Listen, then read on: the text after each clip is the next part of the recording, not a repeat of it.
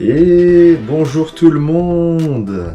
Ah, ça faisait longtemps, ça m'avait manqué de faire les vidéos. Ça m'avait manqué de tourner. Ça fait presque 3-4 mois là, ça faisait trop. Et ouais, il y a des périodes où je peux enchaîner, des périodes un peu moins. Voire, ouais, pas du tout, c'est vrai. Après, il faut dire, j'ai un ordi tellement pas fait pour le montage que ça me rend fou de faire des montages sur ce PC.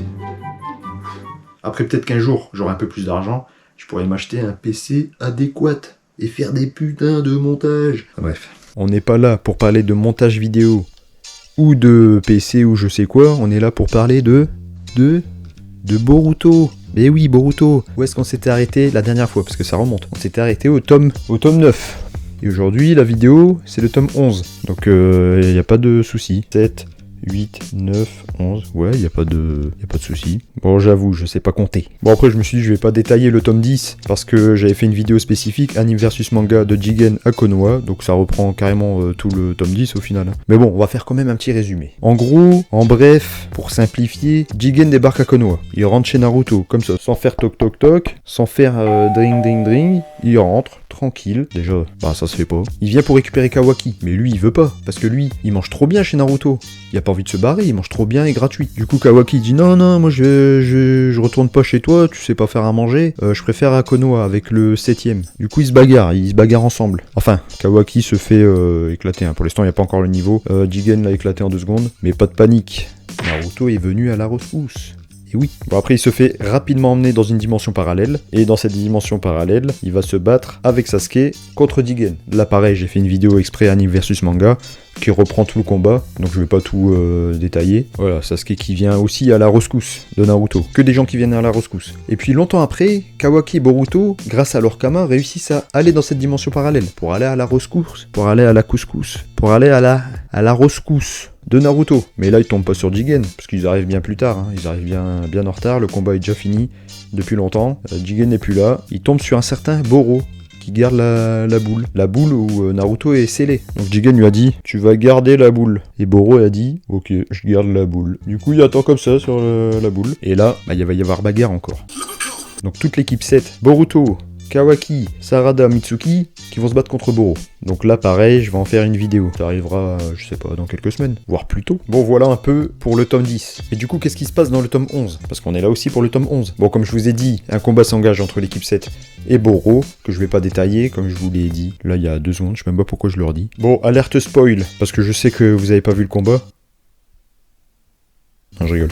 Ils s'en sortent contre Boro grâce au Sharingan de Sarada et grâce à son Chidori. Et oui, le Chidori. Donc là, ça m'a un peu surpris. Il y a un Chidori qui pop de nulle part. C'est vraiment la génération des génies, hein, quand même. Attention, hein. Là je dis ça, c'est parce que ça m'avait un peu titillé. Puis je l'aurais lu 4 mois plus tard, j'aurais fait waouh putain le Chidori trop stylé. Mais là au moment où je l'ai lu, je me suis dit maîtrise le Chidori. En fait, ils maîtrisent toutes les techniques de leurs parents ultra facilement. Bah, c'est Boruto, ouais. C'est comme ça. Au moins, maintenant, elle maîtrise le Chidori. C'est bien, non? Bon, dites-moi si ça vous avait dérangé à ce moment-là, ou si ça vous avait surpris. Après, je pense que vous en souvenez plus.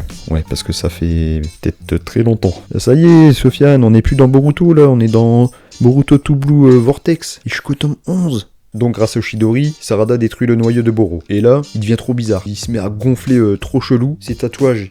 carrément il change de forme, et sa barbe elle pousse. Et là il se met à éclater tout ce qui est autour de lui. Un peu comme Son Goku et Son Gohan quand ils se transforment en gorille, un peu comme les Saiyans quoi. Donc Boro c'est un Saiyan. Pendant que Boro est en train de tout détruire dans son coin, on sait pas ce qu'il fait, Naruto est libéré grâce au Kama de Boruto et de Kawaki. Mais là, t'as Boro qui arrive, pauvre Mitsuki se fait éclater, genre un coup, écrasé comme une crêpe. Sarada, qui d'autre? Kawaki, hop, Boruto. Enfin, pas totalement, parce que Momoshiki prend le contrôle de Boruto. Et là, c'est plus la même. Là, Boro, ça en est fini de lui maintenant. Voilà, en fait, Momoshiki est trop fort. Hein. C'est un Otsutsuki. Donc, il l'a éclaté tellement facilement. Plus de Boro, c'est fini. Voilà. Merci hein, d'avoir regardé la vidéo. Salut.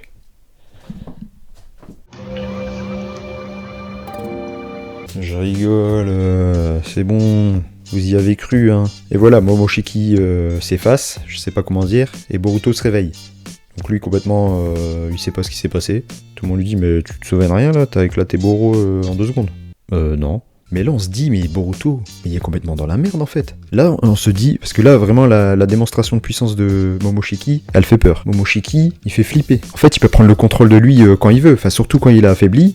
Et on se dit il peut prendre le contrôle de Boruto Et il peut s'attaquer à ses amis, à sa famille.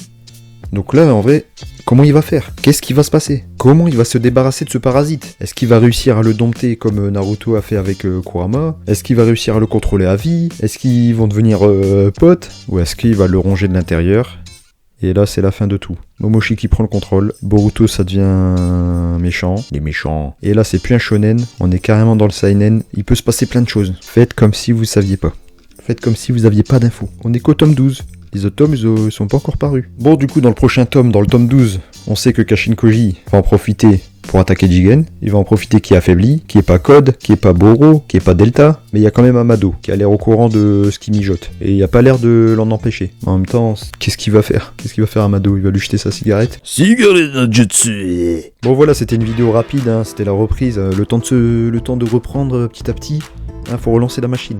Dites-moi ce que vous avez aimé dans ces deux tomes. Le combat de Boro contre l'équipe 7, le combat de Jigen contre Naruto et Sasuke, peut-être autre chose, peut-être Jigen qui rentre chez Naruto sans sonner déjà, par exemple. Enfin, dites-moi tout dans les commentaires, voilà, qu'on en discute. On se retrouve bientôt pour le tome 12 et l'anime versus manga de Boro contre l'équipe 7. Allez, à très vite. J'espère que je suis pas en train de mentir, mais j'y crois. À très vite. Allez, ciao.